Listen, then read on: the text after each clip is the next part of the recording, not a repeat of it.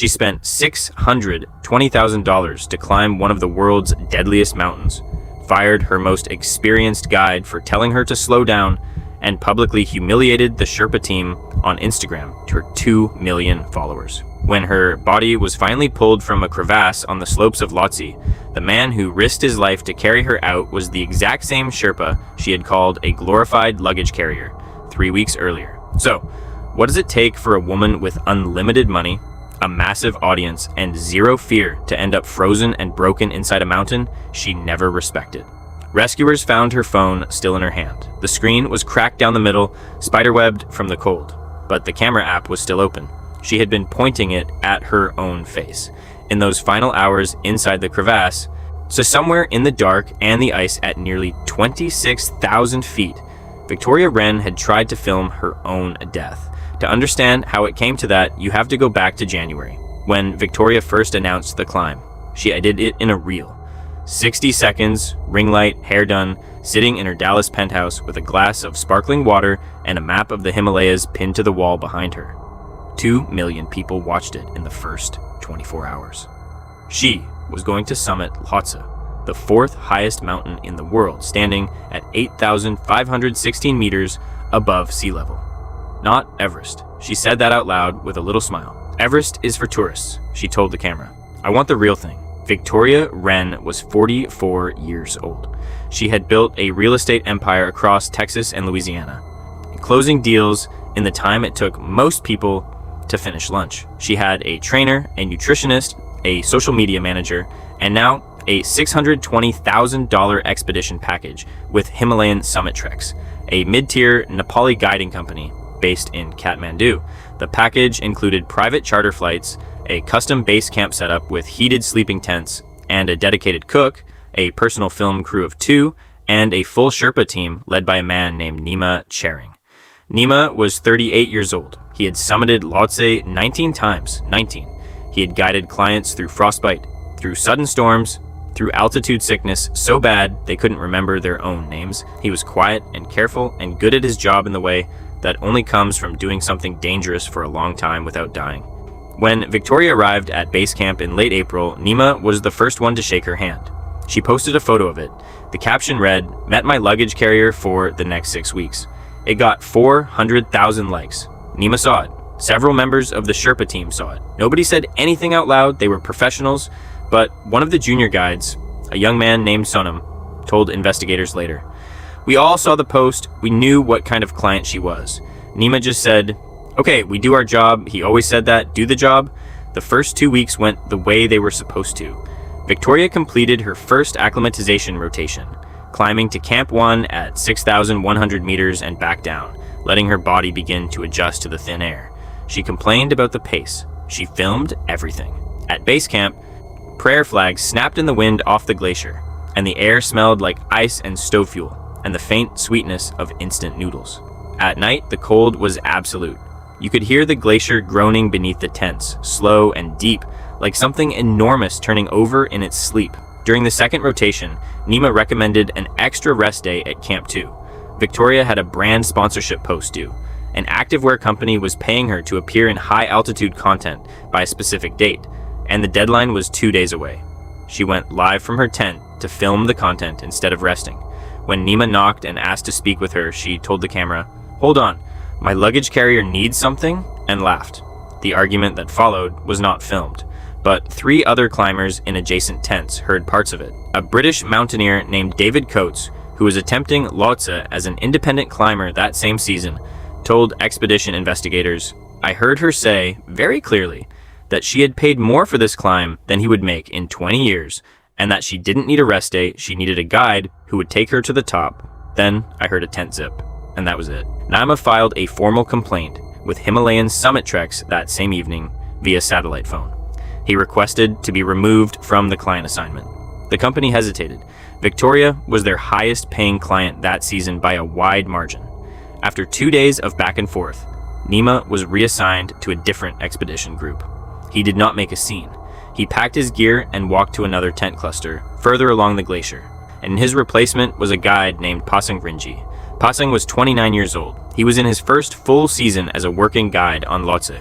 He had never served as lead guide above 7,500 meters. He was eager and strong and genuinely good on lower terrain.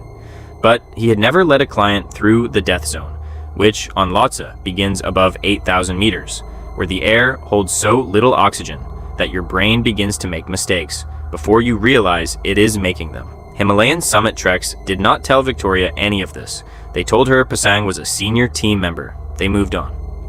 On May 11th, the weather window opened. The forecast showed a narrow corridor of acceptable conditions over the following 48 hours before another system moved in from the west.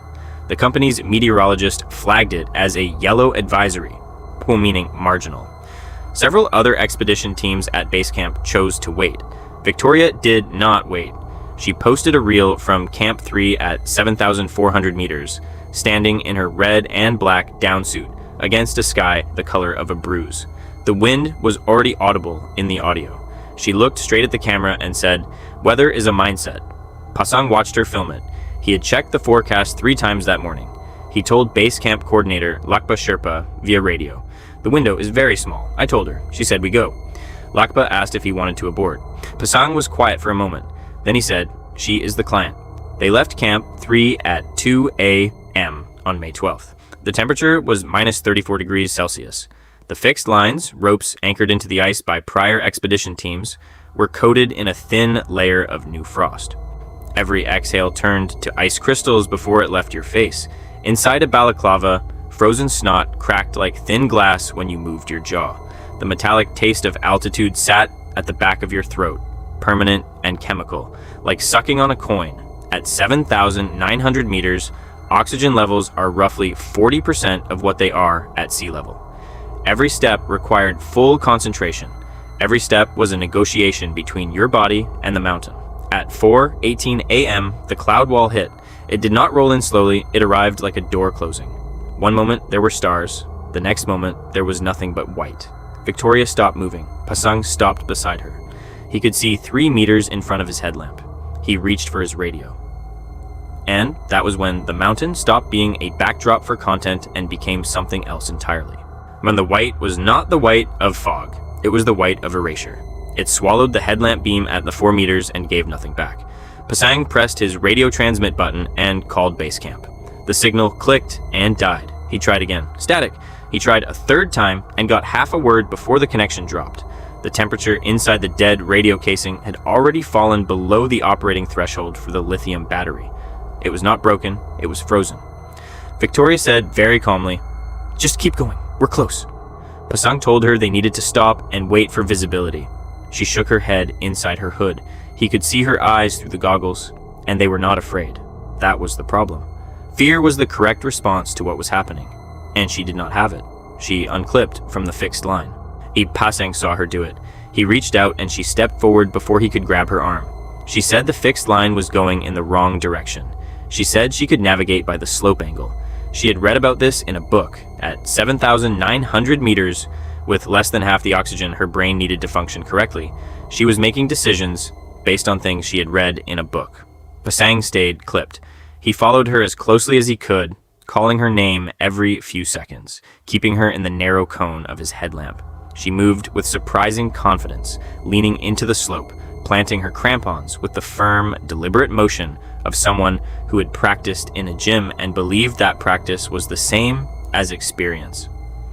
For 3 minutes, she walked in a straight line, and Pasang began to think, despite everything, that maybe she was right. Then the snow gave way. There was no warning sound, no crack, no groan. The surface simply stopped being solid. A snow bridge, a thin shelf of compacted snow spanning a gap between 2 ice formations, fractured under her weight. Victoria dropped straight down. Pasang heard a short, sharp sound, something between a gasp and a word that never finished, and then the white swallowed her completely. He threw himself flat on the ice and drove his ice axe into the slope in a self-arrest position. He screamed her name into the crevasse. His voice came back to him strange and flat, bouncing off ice walls he could not see. There was a long silence.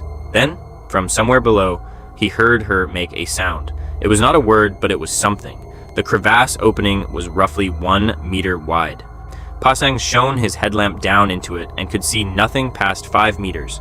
He knew from training that crevasses on this section of Lhotse could run 20 meters deep or more, that the walls narrowed as they descended, and that a person could be wedged somewhere in the dark, unable to move. He radioed again.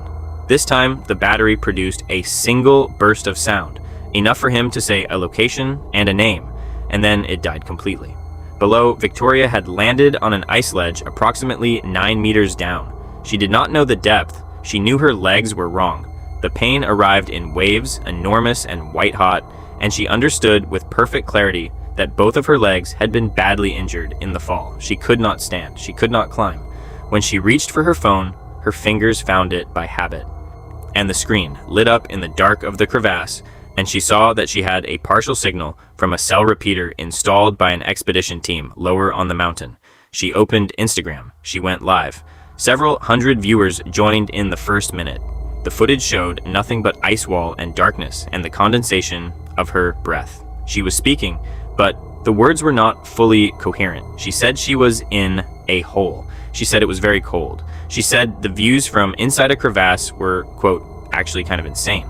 She laughed once, high and strange, the laugh of someone whose brain was already beginning to be affected by the cold. Hypothermia in the early stages does not feel like dying. It feels like being very drunk and very tired. You think you are fine, you are not fine. The battery reached 4%. The live feed cut mid-sentence. On the surface, Pasang could not descend into the crevasse safely without a rope system.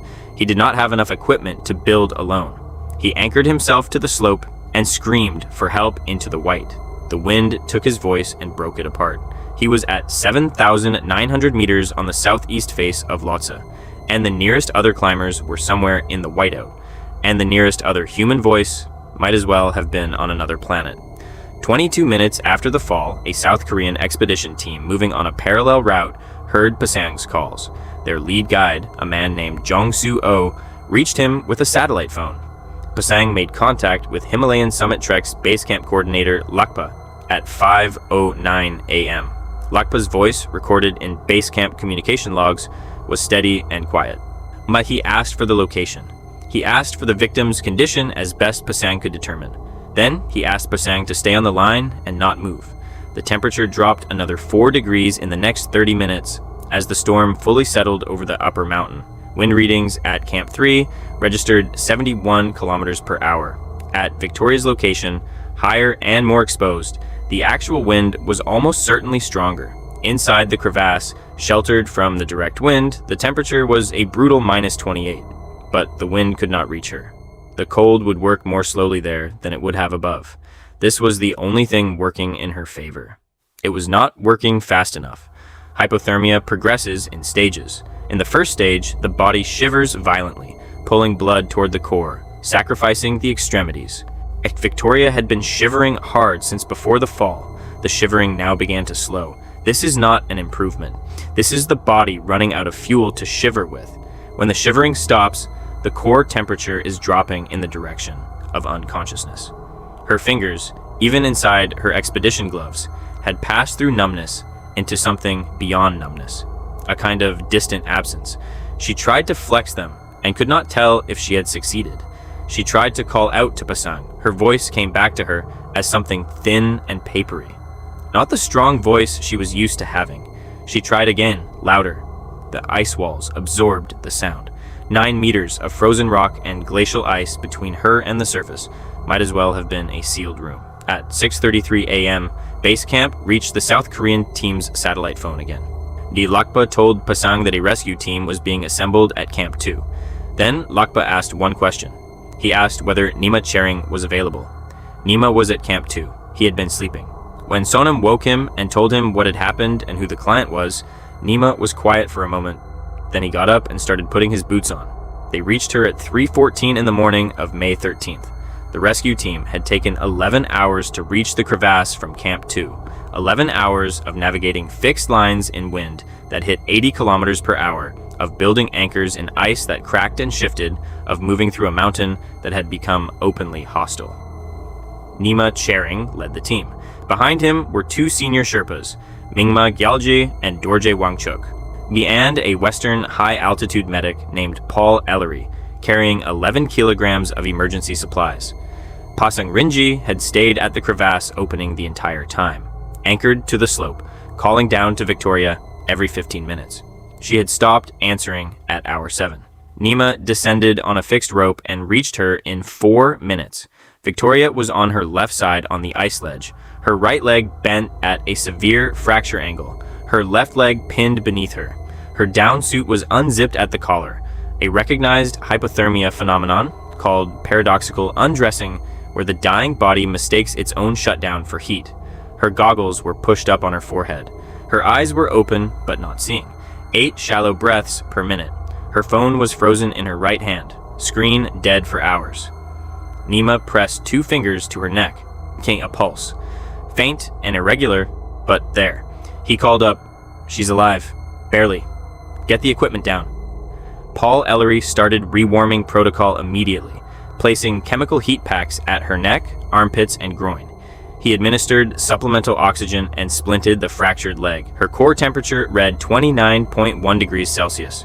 Normal is 37. At 27, most people lose consciousness permanently. She was on the edge of that number and falling. Paul radioed base camp at 3:41 a.m. Lakpa, who had been at the radio for 11 hours, told investigators later, "When I heard his voice, I knew it was very bad. He said her temperature, he said her fractures, and then he said, 'Lakpa, please hurry.'" Getting Victoria off the ledge took 90 minutes. The narrow walls made a standard stretcher impossible.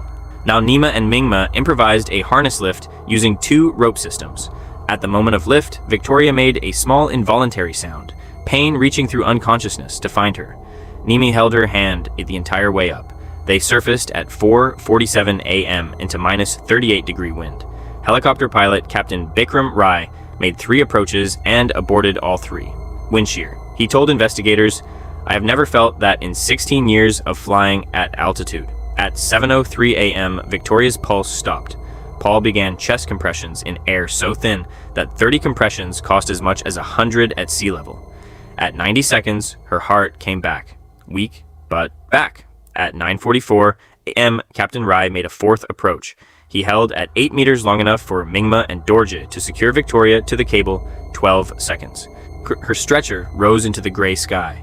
Her pulse was still there when they left the mountain. Barely, but still there. The next 12 hours would determine everything. Victoria Wren died at 6:02 a.m. on May 14th at the Camp 1 field station. She had been brought down to 6,100 meters by helicopter, and the medical team had spent the night doing everything they could. They rewarmed her core to 33 degrees. They kept her on supplemental oxygen. They managed the fractures as well as equipment at that elevation would allow. Her pulse returned twice and failed twice. At 5:51 a.m., it returned a 3rd time, faint and irregular. Paul Ellery told investigators he had genuinely believed in those 11 minutes that she was going to make it. Then, at 6:02 a.m., her heart stopped for the last time and did not start again. The medical examiner listed the primary cause of death as severe hypothermia, compounded by hemorrhagic shock from bilateral femur fractures. Contributing factors included high-altitude cerebral hypoxia, exhaustion, and dehydration. She had been exposed for 11 hours and 21 minutes at temperatures between minus 28 and minus 38 degrees Celsius. The Nepal Mountaineering Association investigation concluded 12 days later with an official classification of preventable fatality. The finding that drew the most attention was this: Himalayan summit treks had assigned an underqualified lead guide to an expedition requiring experience above 8,000 meters, had misrepresented that guide's experience level in permit records. And had deliberately removed the meteorologist's recommendation for a 24-hour delay before passing the weather advisory to the client. Someone had the information to prevent this. Someone chose to change it. The case was recorded in the Himalayan database as Case 2022-L-HO-004, bringing Lotz's verified death toll to 26. The company's operating license was suspended for 2 seasons. New association guidelines now require guide experience to be certified independently of company reporting before every commercial expedition. Nima Charing gave one statement to investigators. He said the mountain does not care about social media. He said he hoped clients would remember that experience is not luggage. Rescuers found her phone still frozen in her hand, camera pointing at her face. The last thing she had tried to create, alone in the dark at the bottom of that crevasse, was content. She spent $620,000 to prove the Sherpas were beneath her. And in the end, the man she had called a luggage carrier descended into the ice to bring her home. The mountain did not know her name. It never does, but Nima did. And he came anyway.